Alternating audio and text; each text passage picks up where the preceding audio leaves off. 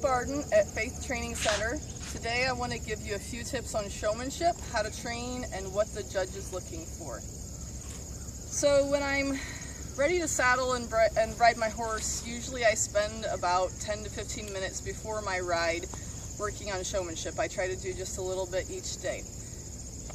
I'm going to show you how to walk with your horse. When you move with your horse, you want to move together. You don't want to walk off and leave your horse behind. So the first thing you want to do is you want to stand in the go position. And let me explain the positions to you real quick here. So standing beside your horse, about at his jaw, facing the same direction as your horse, is what I call the go position. This means we're going to move forward. The whoa position is turning your toes in towards your horse's shoulders. I want to be back out in front of my horse. If there was a line in front of my horse, like my horse is standing at a wall, I want to be behind this wall, but I don't want to be standing in front of my horse. So I'm on this side, or depending on where the judge is at, I would stand on this side. So these are the two whoa positions. You have the turn position, which is for your pivots, and that is facing right into your horse's jaw. And then you have the backup position. That is facing directly opposite of your horse, looking up over his rear. Shoulders straight in the opposite direction of your horse.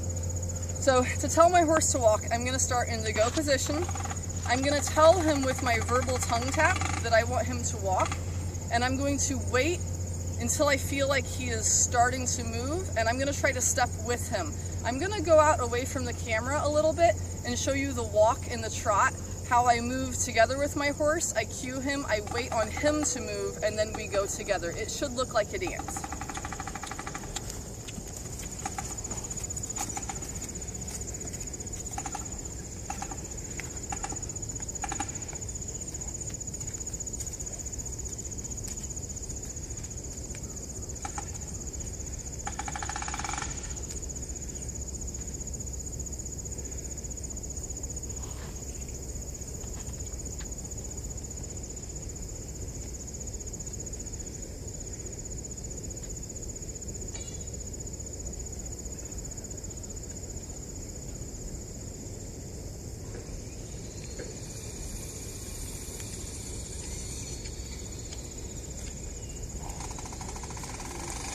Very good. He was listening pretty well there. There were a couple times when I asked him to walk and he didn't walk right away, but that was okay. I waited on him, and when I felt him start to step, we moved together. To square him up, I like to talk to his front feet and his back feet independently. I want him to know which hoof I'm talking to. Now, one general rule I have is I never want to square him up by moving his pivot hoof. So when he pivots or turns, he should keep his right hind foot in the dirt. He should not pick that up at all. So when I'm squaring up his back feet and I'm asking him to get his feet side by side, I'm always asking his left foot to match his right foot.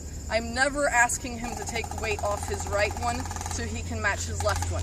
That helps him keep his pivot hoof down. When I'm talking to his back hooves, I am pushing down on my chain just a little bit. When I'm talking to his front hooves, I'm lifting up on my chain just a little bit. To get him to move the right or left foot in the front, I simply push him away from the foot I want him to move just a little bit. So that takes weight off of that foot, enabling him to move that one easier. I'm going to turn him around here.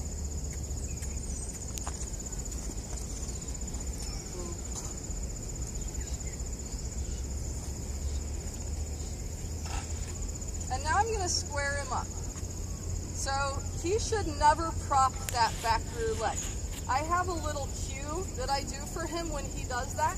I just kind of pop on my chain and I go shh, shh. And he knows from past history with me that if he doesn't put that foot down, I'm going to back him up very briskly. He should not be resting that back leg.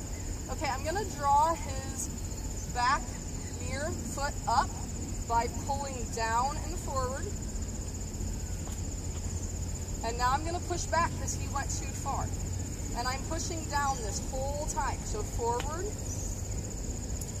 back, forward, and good. Square, so I leave him alone. Good boy. Now with the front feet, I want to get his front feet side by side, but I want his legs to be straight. So here's a judgment call where I have to decide to move this leg back or pull this one forward. And he could almost step this one forward a little bit and almost step this one back a little bit. But I'm going to push this one back because he would look a little too stretched out with this one forward. So I'm going to pull his head towards me just a little bit. I'm going to lift up.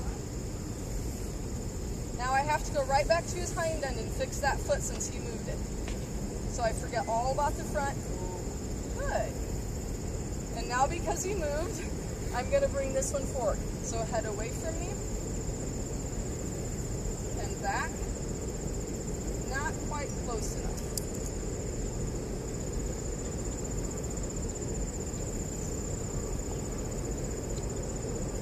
Good. Head towards me. I'm asking that front foot to come up. And good. Good boy. So, practicing enough on squaring up, my horse should get good enough that I stop and he squares up immediately. He's not that good yet. To spin my horse, I want to go to my turn position, so my shoulder's facing his shoulder or his neck. I'm going to kiss to him. That's my cue for him to turn. Now, in the early training stages of this, I'm going to have to switch my hands on my lead rope and gently tap his shoulder. Sometimes tap him pretty hard to get the idea to him that he needs to move over away from me. As I spin him around, I want to keep that back pivot hoof in the dirt, so I don't want to pull him too far forward, and I don't want to squish him too far back to where he has to move that hoof.